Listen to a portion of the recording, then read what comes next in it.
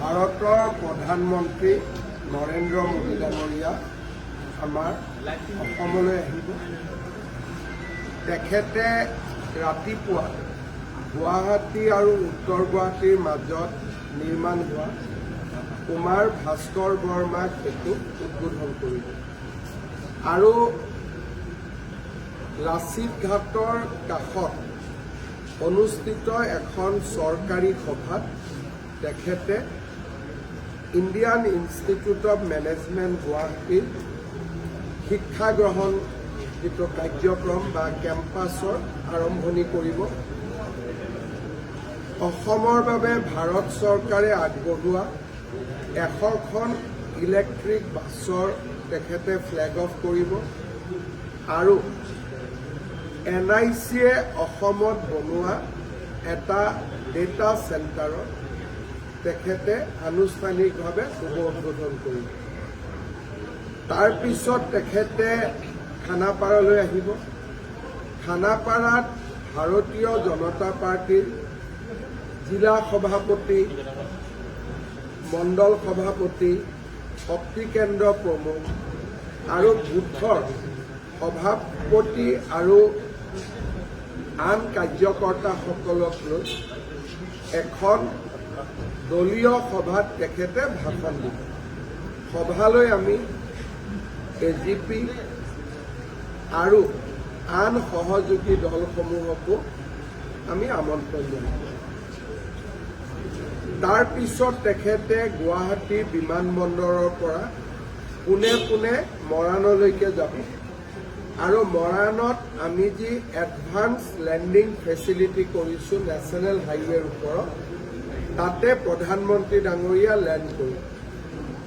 তাৰ পিছত প্ৰধানমন্ত্ৰী ডাঙৰীয়াই তাতে নিৰ্দিষ্ট আসনত তেখেত আসন গ্ৰহণ কৰিব আৰু আধা ঘণ্টা সময় বা 45 মিনিট সময় ভাৰতীয় বায়ু সেনাই কেইবাখনো যুদ্ধ জাহাজ মৰাণৰ ৰাজপথত অৱতৰণ কৰোৱায় আৰু আকাশতো কিছু কমপ্লিট এয়াৰ শ্ব' নহ'লেও কিছু মেনুৱেভাৰ এই জাহাজসমূহে বা বিমানসমূহে কৰিব। তাৰ পিছত তেখেতে ভাৰতীয় বায়ু সেনাৰ চাবুৱা বিমানবন্দৰলৈ যাব আৰু তাৰ পৰা তেখেত নতুন দিল্লীলৈ উৰাম। এইটো হৈছে প্ৰধানমন্ত্ৰী ডাঙৰীয়াৰ অসম ভ্ৰমণৰ টেণ্টেটিভ কাৰ্যসূচী। সৰু সুৰা অদল বদল হ'ব।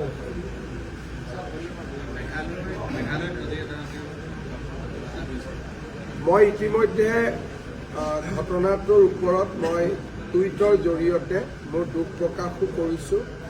কাতিগড়া সমষ্টিৰ 3 গৰাকী অসমৰ শ্ৰমিকৰ নাম আমি পাইছোঁ। আমাৰ বিধায়ক কমলাক্ষ দে পুৰকায়স্থক মই 3 গৰাকী শ্ৰমিকৰ ঘৰলৈ যাব অনুৰোধ কৰিছোঁ। আমাৰ মন্ত্ৰী কৌশিক ৰায়ো যাব আৰু 3 গৰাকী পৰিয়াললৈ আমি 5 লাখ টকাকৈ আৰ্থিক সাহায্য ঘোষণা কৰিছোঁ। বাকী নিহতসকলৰ সবিশেষ আমি মেঘালয় চৰকাৰক জনাবলৈ অনুৰোধ কৰিছোঁ। আমাৰ মুখ্য সচিব মেঘালয়ৰ মুখ্য সচিবৰ লগত সম্পৰ্ক ৰক্ষা কৰি আছে। প্ৰকাশ কৰি আজি অখিলৰূপে এটা কথা কৈছে যে এখন নতুন অসম কল্পনা কৰিছে, য'ত বিৰিয়ানী বনোৱাৰ প্ৰশিক্ষণ দিব, মুছলমান লোকে যি খাদ্য খাই তাৰ প্ৰশিক্ষণ দিব, পৰাঠা বনোৱাৰ প্ৰশিক্ষণ দিব। যিটো গৌৰৱ গগৈ অসম নতুন অসমৰ সৈতে কল্পনা কৰা সামঞ্জস্য আছে।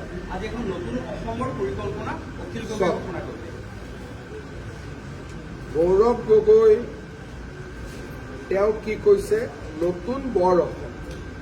কিন্তু ইমান দিন আমি শুনি আছিলোঁ বৰ অসম। নতুন শব্দটো কংগ্ৰেছে প্ৰথমবাৰৰ বাবে ব্যৱহাৰ কৰিছে। আনকি তৰুণ গগৈৰ সময়ছোৱাটো বৰ অসমে কৈছিল। নতুন বৰ অসম শব্দটো কেতিয়াও কোৱা হোৱা নাছিল। নতুন বৰ অসম মানে কি, যে আমাৰ অসমৰ পুৰণা যিসকল আমি আছোঁ তাৰ লগত বাংলাদেশৰ পৰা অহা সকলক সন্নিবিষ্ট কৰিব লাগে আৰু যাতে বৰ অসমখন নতুন হয় সাধাৰণ দৃষ্টিত আমি এইটোৱে বুজিম। অখিল গগৈ ডাঙৰীয়াক কালি মই শিৱসাগৰলৈ গৈছিলোঁ, তেওঁ মোৰ লগত আছিল। সকলো মহিলা ৰাইজে তেওঁক যি ধৰণে সম্বোধন কৰি আছে, মই ক'ব খোজা নাই শব্দটো, তাৰ পৰা মোৰ লাগে যে ইতিমধ্যে অসমীয়া জনতাৰ হৃদয়ৰ পৰা ক'ৰবাত যদি তেওঁ আছিলোঁ, এতিয়া তেওঁ বহুত দূৰত গুচি গ'ল। মইতো পৰামৰ্শ দিম অখিল গগৈক যে তেওঁ যদি ইলেকশ্যনো খেলে, এনেকুৱা এটা সমষ্টিতে খেলিব লাগিব য'ৰ মানুহে পৰঠা বিৰিয়ানী বনাই তেওঁক খুৱাব। বাকী জেগাততো এইবাৰ তেওঁ জিকিব মোৰ সন্দেহ আছে।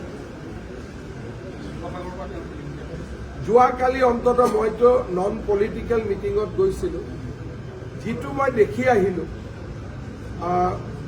মানুহে তেওঁৰ কথা বতৰাক বহুত সহজভাৱে লোৱা নাই যেন লাগে। কিন্তু মইতো আৰু ভোটাৰ নহয়, চূড়ান্ত শব্দটোতো মই ক'ব নোৱাৰোঁ। কিন্তু মোৰ যিটো ধাৰণা মই দেখি আহিলোঁ, মই যদি অখিলক লগ পাওঁ, মই এইটোৱে পৰামৰ্শ দিম যে নামনি অসমৰ কোনোবা এটা ছিটত য'ত নেকি তেখেতক ভাল পোৱা মানুহবিলাক আছে, তাতে তেওঁ এটা ছিটত খেলিব লাগে। নহ'লে বিধানসভাত আমি তেওঁক মিছ কৰিম। এইটো মোৰ তেওঁলোকে পৰামৰ্শ হ'ব।